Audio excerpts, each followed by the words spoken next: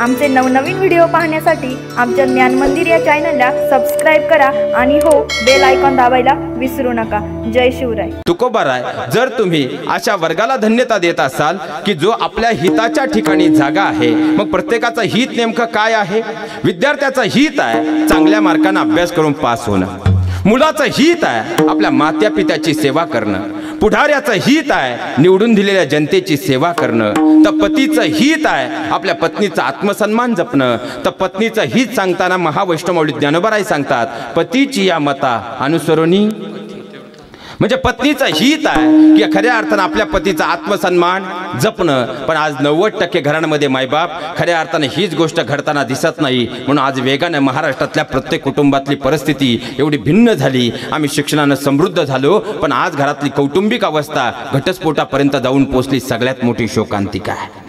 आज आमच्या घरामध्ये खऱ्या अर्थानं ही कौटुंबिक अवस्था एवढी भिन्न झाली की आम्हाला अध्यात्माचं हे मूळ गर्भ समजलं नाही, शोकांतिका आहे। आता आम्ही अभिमानानं म्हणतो, माझ्या माय माऊलीनं तुम्ही अभिमानानं 4 वेळा आपल्या नवऱ्याला सांगता, देह माझा हळद तुझ्या नावाची, अरे कपाळ माझे कुंकू तुझ्या नावाचे, हात माझे मेहंदी तुझ्या नावाची, गळा माझा मंगळसूत्र तुझ्या नावाचे, मनगट माझे चुडा तुझ्या नावाचा, पाय माझे जोडवी तुझ्या नावाची, अरे वटपौर्णिमेचे व्रत माझे, उपवास मला, आयुष्याचे वरदान मात्र तुला, घराची काळजी मी करते, दारावर नेमप्लेट मात्र तुझ्या नावाची, उदर माझे रक्त माझे, खऱ्या अर्थानं दूध माझे, पण मुलं ती मात्र तुझ्या नावाची, अरे वडीलधाऱ्यांच्या पाया मी पडते, अखंड सौभाग्यवती भव, आशीर्वाद मात्र तुला, तुझ्याकडे असं काय आहे रे माझ्या नावाचं, किंवा तू माझ्यासाठी असं काय समर्पण केलंय? बिचारा हा नवरा मात्र शांतपणे हसतो,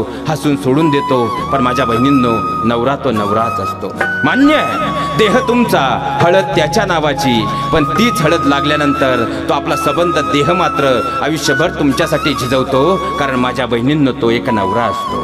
हात तुमचे मेहंदी त्याच्या नावाची, अगदी खरं, पण त्याच मेहंदीवर हातावरती फुललेल्या लाल रंगासारखं तुमच्या हातावरती आनंदाचे आणि सुखाचे झरे देण्यासाठी आयुष्यभर मात्र तो आपल्या 2 हातांवर कष्टाची मेहंदी फुलवत राहतो, कारण तो एक नवरा असतो।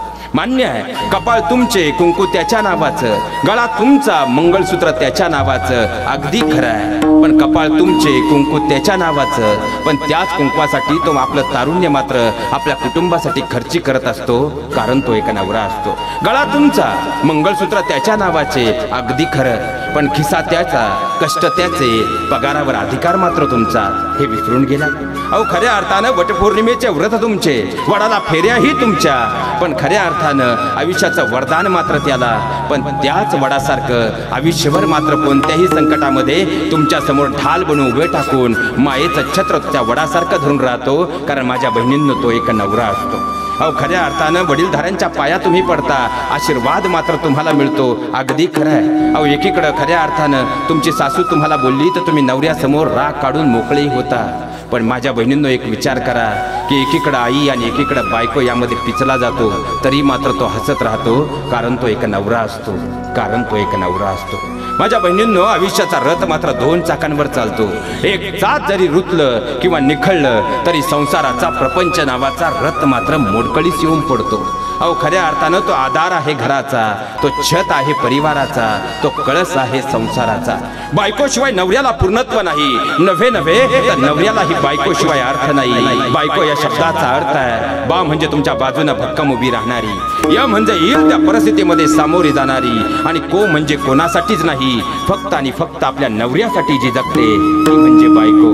तर नवरा या शब्दाचा अर्थ आहे न म्हणजे नवऱ्या आधी मित्र होऊन समजून घेणारा, व म्हणजे वात्सल्याची आणि विश्वासाची मतिमंद मूर्ती असणारा, आणि खऱ्या अर्थानं राम म्हणजे रामासारखा एकनिष्ठ असणारा, आणि खऱ्या अर्थानं ह्या तत्वामध्ये जे नवरा बायको बसतात ना, त्यांनी कुठंच जायची गरज नाही, कारण खऱ्या अर्थानं ते कलियुगातील रामसीता असतात, आणि असेच रामसीता जे असतात ना, जे आपल्या हिताच्या ठिकाणी जागे असतात, कधी त्या कुटुंबामध्ये जा, त्या कुटुंबाला स्वर्गात जायची गरज पडत नाही, कारण ती कुटुंबच खऱ्या अर्थानं या मातीवरचे स्वर्ग असतात, या मातीवरचे स्वर्ग असतात। विठ्ठल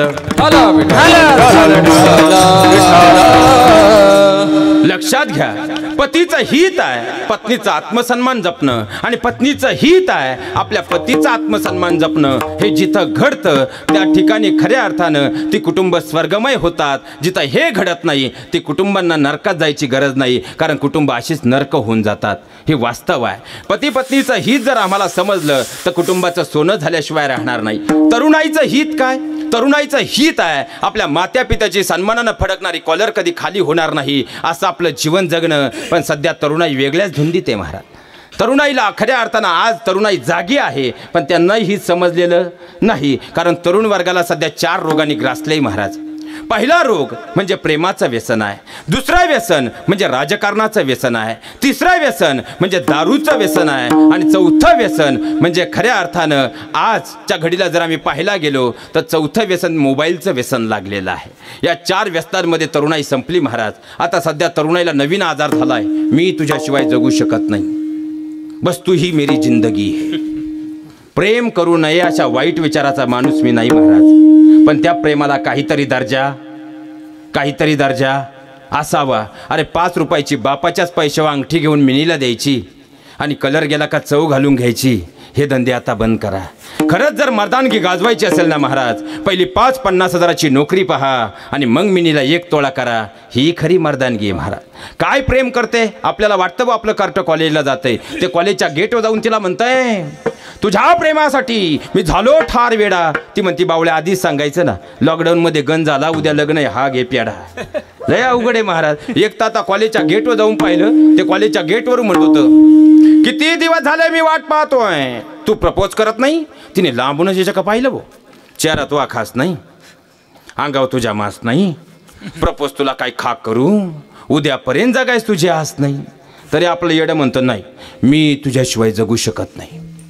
मग तिचं ठरलेलं वाक्य आहे मी माझ्या आई वडिलांच्या शब्दाबाहेर नाही. तरी हा म्हणतो कोई बात नहीं, इस जन्म में ना सही अगले जन्म में तेरा बन जाऊंगा, मगर शादी तो तुझसे ही करूंगा.